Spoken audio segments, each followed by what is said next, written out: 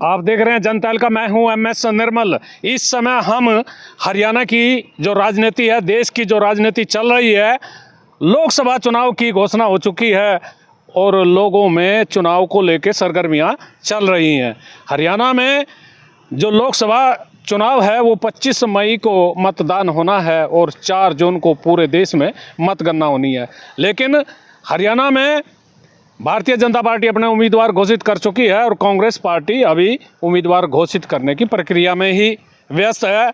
लोग क्या सोच रहे हैं, कहीं 400 पार की बात हो रही है और कहीं पर कांग्रेस पार्टी मिल करके इंडिया गठबंधन बना करके भारतीय जनता पार्टी को हराने के दावे कर रही है। इन दावों में कितनी सच्चाई है और कांग्रेस पार्टी किस तरह से भारतीय जनता पार्टी को हराने के लिए मैदान में उतरी हुई है, इन सब बातों को लेकर के हम पहुंचे हैं नाहर सिंह संधू जी, जो प्रदेश कांग्रेस के पूर्व महासचिव रहे हैं। उनसे जानेंगे क्या कहना चाहेंगे। जनता दल पर आपका स्वागत है जी। किस तरह की गतिविधियां चुनावी चल रही हैं? सबसे पहले आपके सभी जनता दल के दर्शकों को मेरी तरफ से हाथ जोड़ के नमस्कार। निर्मल जी आप आए, आपका भी बहुत बहुत स्वागत। किस तरह की गतिविधियां लोकसभा चुनाव को लेकर कांग्रेस पार्टी की तरफ से चल रही हैं, क्या कहना चाहेंगे आप? देखिए, हमारी जो इलेक्शन कमेटियां हैं वो इस पे दौर मीटिंगां चली हुई हैं।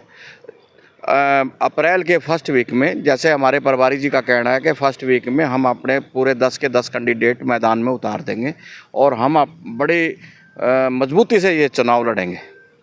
चुनाव मजबूती से लड़ेंगे, लेकिन कांग्रेस पार्टी अभी तक कैंडिडेट ही नहीं उतार पाई, जबकि भारतीय जनता पार्टी ने कैंडिडेट उतार दिए हैं और भारतीय जनता पार्टी की तरफ से खुलेआम आरोप लगाए गए हैं कि कांग्रेस पार्टी डरी हुई है चुनाव को देख करके कि उनको हार नजर आ रही है, इसलिए कैंडिडेट नहीं उतार रही है। क्या कहना चाहेंगे आप?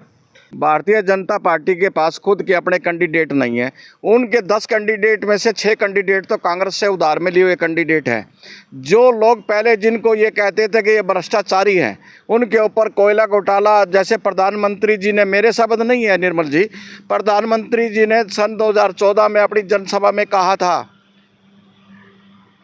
गली गली में शोर है, जिंदल कोयला चोर है। आज वो कोहिनूर कैसे बन गया और आज उसको भारतीय जनता पार्टी ने बीजेपी का टिकट थमा के कुरुक्षेत्र से उम्मीदवार बनाया।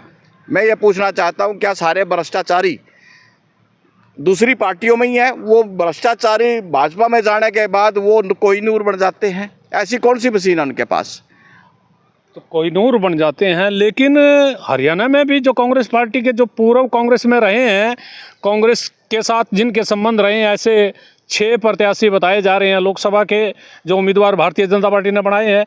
आखिर ये भारतीय जनता पार्टी की तरफ क्यों जा रहे हैं कांग्रेसी? स्वार्थी लोग हैं, कुछ अपने बिजनेस को बचाने के लिए गए हैं, कुछ अपने कारनामों को दबाने के लिए गए हुए हैं और इनको पता चल गया था कि कांग्रेस अब की बार इनको मैदान में उतारने वाली नहीं थी और ये इसीलिए अपने घर को ढूंढते घूम रहे, अपने रोजगार को बचाने के लिए और अपने व्यापार को चलाने के लिए भारतीय जनता पार्टी का सहारा ले रहे हैं।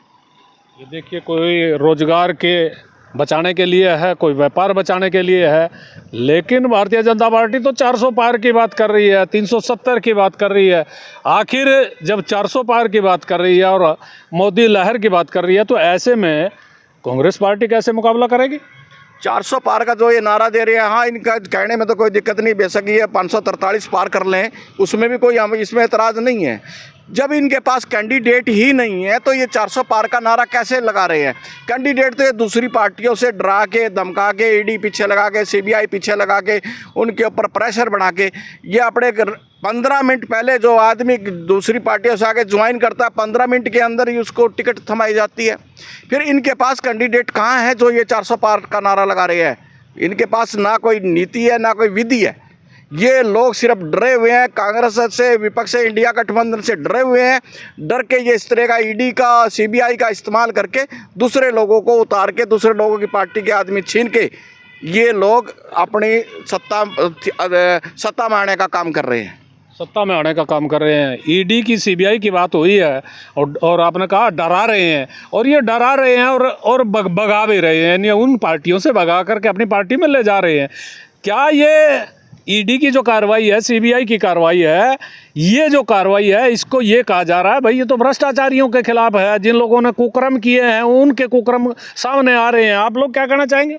ये कुकर्म वहाँ जाने के बाद सब साफ हो जाते हैं। ऐसी कौन सी मशीन है इनके पास? अगर ये विपक्ष में है तो ये सब भ्रष्टाचारी हैं, इनके पास बीजेपी में चले जाते हैं तो सब के सब साफ हो जाते हैं। पीछे महाराष्ट्र के जो अब इन्होंने उप मुख्यमंत्री बनाए हैं अजीत कुमार जी, उनके ऊपर प्रधानमंत्री जी का वक्तव्य है कि हमारी सरकार आएगी, इसको जेल के पीछे डाल के चक्की पीसिंग का जो इनका नारा था, जो इन्होंने बोला था, आज वो उसी पार्टी के उप मुख्यमंत्री बने बैठे हैं। जो हमारे चौहान साहब, पृथ्वीराज चौहान साहब जो कांग्रेस के थे, हमारे मुख्यमंत्री भी रहे हैं, वो आदरस घोटाले में सबसे बड़े, इन्होंने कहा था कि सबसे बड़ा घोटाला, सबसे बड़े घोटालेबाज है, वो भी उसी में चले गए, उनको राज्यसभा मेंबर बना दिया। तो मैं ये पूछना चाहता हूँ, ये पार्टी दूसरी पार्टी में जब लोग होते हैं तब तो वो भ्रष्टाचारी होते हैं, इनके पास चले जाते हैं वो संस्कारी लोग हो जाते हैं। अच्छा, हमारे दर्शक भी पूछ रहे हैं, पीछे से आ रहा मैसेज उनका, हमारे दर्शकों का, वो पूछ रहे हैं भाई जब कांग्रेस में होते हैं तो भ्रष्टाचारी और भारतीय जनता पार्टी में जाकर के वो ईमानदार और नेक नियत हो जाते हैं। आखिर ये कारण क्या है? कोई ऐसा यंत्र ले रहे क्या ये? हाँ, ये तो आप लोगों ने पूछना चाहिए, पत्रकार लोग हैं, आप लोगों ने पूछना चाहिए कि आपके पास ऐसा कौन सा यंत्र या कौन सी ऐसी विधि है या कौन सी ऐसी मशीन है जिसमें डालने के बाद ये बिल्कुल साफ़ हो जाते हैं, ये बेदाग हो जाते हैं, ये भ्रष्टाचारी नहीं, ये संस्कारी लोग हो जाते हैं, ये ईमानदार लोग हो जाते हैं। ये तो पत्रकारों का, लेकिन आप पत्रकार की हिम्मत नहीं है इनसे जाके इस तरह के सवाल पूछ लें।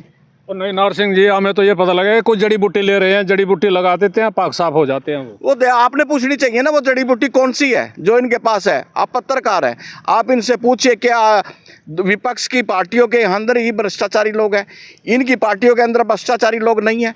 ये बताएं हमें कि इन्होंने सत्ता जो इस टाइम मौके पे सत्ता में जो सरकार है उसके कितने आदमियों के घर पे रेड डाली, उनके कितने लोगों को सीबीआई ने पकड़ा, कितने लोगों की इंक्वायरी की? क्या सारे भ्रष्टाचारी इंडिया गठबंधन या विपक्ष के पास हैं? और वो जब डर के, इनको लगता है कि हमारे पास कैंडिडेट नहीं है, उनको डरा के धमका के अपनी पार्टी में लेकर उनको टिकट थमा देते हैं। हम तो नरसिंह जी सवाल उनसे बड़े करड़े पूछते हैं, लेकिन जवाब तो कहीं घुमा फिरा के ही वो लोग दे देते हैं। अब फिर ये तो आपको खुद समझना चाहिए कि कौन एक सीधे अपने स्पष्ट अपने जो वक्तव्य है स्पष्ट आपके सामने रखता रहे, घुमा के वो बात घुमा के नहीं करते, वो देश भी घुमा के चला रहे हैं, वो देश को भी गुमराह कर रहे हैं, हमारे देश को बहुत पीछे ले जाने का काम कर रहे हैं। आने वाला समय जब आएगा ना निर्मल सिंह जी, जब पता लगेगा कि हमारा देश के अंदर कितना नुकसान हमारा चुका है, हमारा देश कौन से पायदान पे इस टाइम खड़ा है। अभी तो आपको उनकी झूठी बातें उनके ये तो तीसरी शक्ति बना रहे हैं आर्थिक रूप से, अभी 5वीं ताकत का बन गए हैं, तीसरी ताकत होने वाले हैं और आने वाले कुछ साल में हम पहले भी हो जाएंगे। ये तो बांग्लादेश से भी पीछे चले गए हैं बेरोजगारी में, बांग्लादेश में भी इससे अच्छी व्यवस्था है। ये तो आज हमारे 112वें देश के पायदान पे हैं, नंबर पे। आप कह रहे हैं कि ये तीसरी अर्थव्यवस्था बनने जा रही है, इन्होंने तो देश का कर दिया बेड़ा गर्क। आप कह रहे हैं व्यवस्था बनाए जा रहे हैं, कौन सी व्यवस्था बनाई? आप बताइए। हमारे देश के बेरोजगार जो हमारे बच्चे हैं वो अपने यहाँ का सारा साधन बेच के विदेश के अंदर काम ढूंढने के लिए जा रहे हैं। ये तो हमारे देश के बच्चों को सबको बेघर करके छोड़ दिया। यहाँ पे रोजगार क्यों नहीं मुहैया कराते उनको? हमारे बच्चे क्यों जाने के लिए तैयार हैं? अच्छा, एक चीज़ और जानना चाहेंगे, हरियाणा में अब आपने बात करी भाई बच्चे बाहर जा रहे हैं, देश में जा रहे हैं, ये एक प्रचलन हो रहा है, बेरोजगारी यहाँ बढ़ रही है, भ्रष्टाचार यहाँ है, महंगाई यहाँ है और लोग परेशान बहुत हैं। यहाँ किसानों के साथ बहुत कुछ हुआ है, कर्मचारियों के साथ हुआ, सरपंचों के साथ, नंबरदारों के साथ, भाई इतने लोगों के साथ जाती हुई लट लगे उनको। फिर ये लोग फिर किस आधार पे कह रहे हैं भाई भारतीय जनता पार्टी की सरकार फिर आएंगी, 10 के 10 जीतेंगे? देखिए, ये वो लोग हैं जो गोबर को भी हलवा बताएं और उसको खा जाते हैं। अगर मोदी जी गोबर को ये कह के इनको दे देना कि ये हलवा है, ये खा लेंगे। ये लोग ऐसे हैं। ये लोगों को पढ़ाया जाता है कि आप लोगों ने इस तरह का झूठा प्रचार करना है, इस तरह झूठे की बात करनी है। ये लोग उसी प्रचार को लेके सवेरे उठते हैं और सारा दिन उसी प्रचार को ये जनता के बीच में भ्रमित करने का काम करते हैं। और आपने कही बेरोजगारी की, अभी पीछे सरकार ने कहा था कि जिस बच्चे को नौकरी चाहिए यूक्रेन में, वहाँ पे नौकरी मिलेगी, यूक्रेन में युद्ध में जाने के लिए वहाँ की भर्ती कराएंगे। के बाद हमारे बच्चे, देश के बच्चे मरने के लिए हैं क्या? उनको अगर फौज की नौकरी करनी है, हमारे देश की फौज की नौकरी तो इन्होंने 4 साल की अग्निवीर बना के छोड़ दी। और दूसरे देश की फौज के लिए तैयारी कर रहे हैं। ये इतनी जो कमियां गिनवा रहे हैं सरकार में, फिर क्या या तो आप लोग जनता को बताने के लिए जनता को बता नहीं पा रहे हैं ये सारी बातें, या फिर जनता आपकी बातों को समझना नहीं चाह रही है? देखिए, जनता 5 किलो के अनाज में जहाँ 15 लाख की बात शुरू हुई थी, वो बात 5 किलो अनाज पे आके रुक गई। जनता उस 5 किलो के अनाज में, जो हमारे गरीब लोग हैं, उस 5 किलो के अनाज में बहकावे में आके, इनकी बातों में आके वो इस तरह का गुमराह होके वोट देने का काम कर रहे थे। लेकिन मैं अब की बार आप लोगों को बता दूं कि वो लोग अब गुमराह नहीं होंगे। वो समझ चुके हैं कि हमारे बच्चों का आगे भविष्य क्या है। हमारा भविष्य सिर्फ 5 किलो अनाज तक ही नहीं है। इनको चाहिए, इनको आर्थिक मदद, इनको चाहिए नौकरी।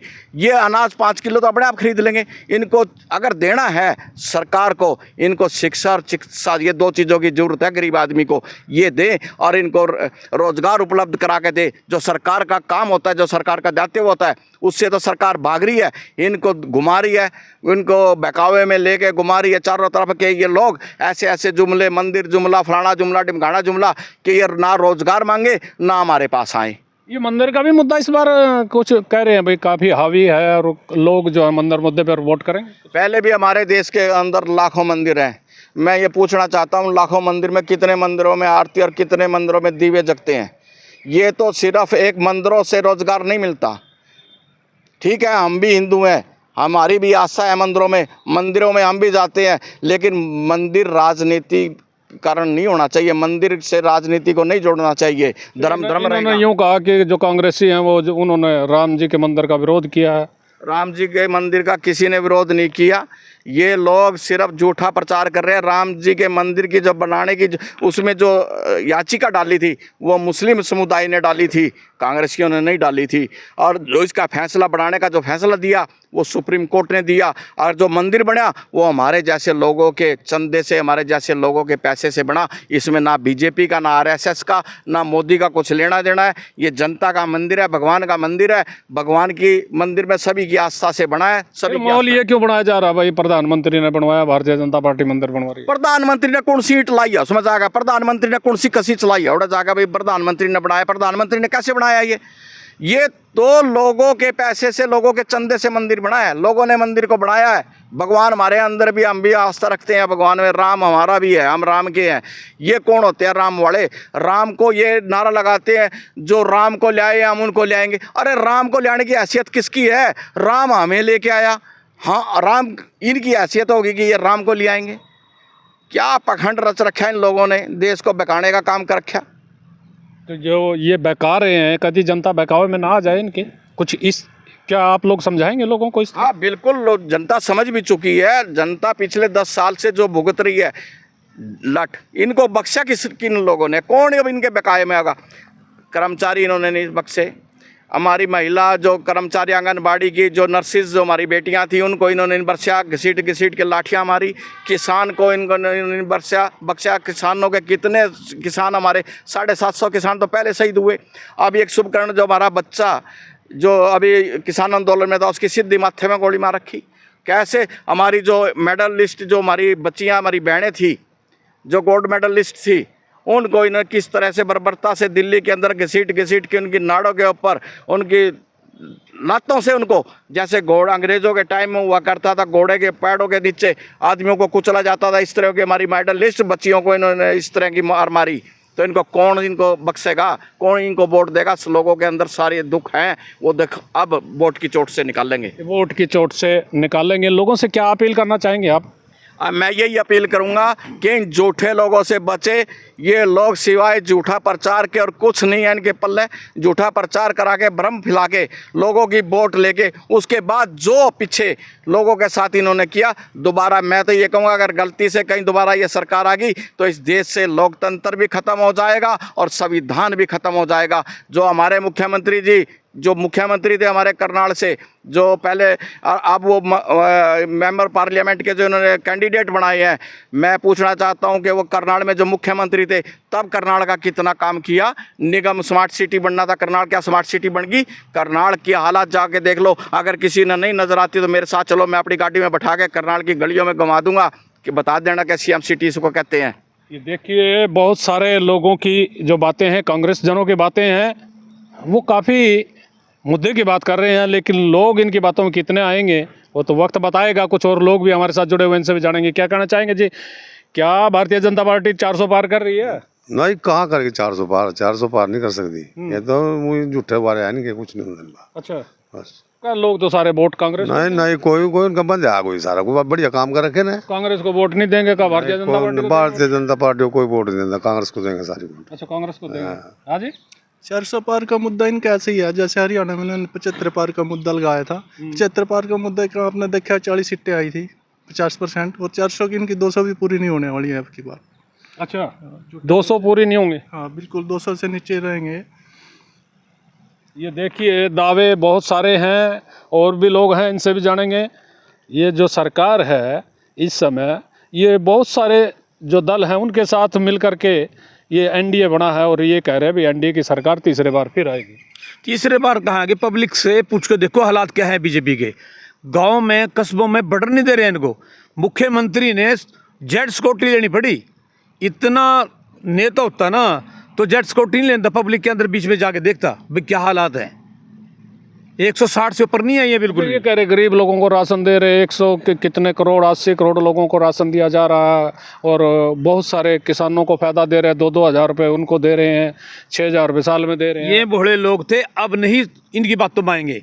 अब तो वोट की चोट से इनको मारेंगे।